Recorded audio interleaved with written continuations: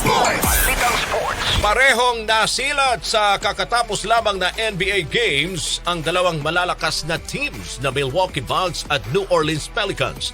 Una na rin pinahiya ang Bucks ng Toronto Raptors sa score na 117-111.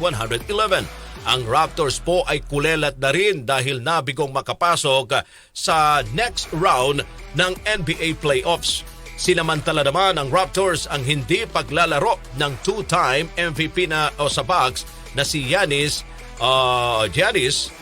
Antetokounmpo dahil sa injury. Sa kabila po ng pagkatalo ng Bucks, abay siniguro na rin nitong pasok sa playoffs sa number 2. Ito na ngayon sa Eastern Conference. Samantala mga kasama sa isa pang game na sila din ng kulelat na sa Antonio Spurs ang isa pang powerhouse team na New Orleans Pelicans sa score na 111-109.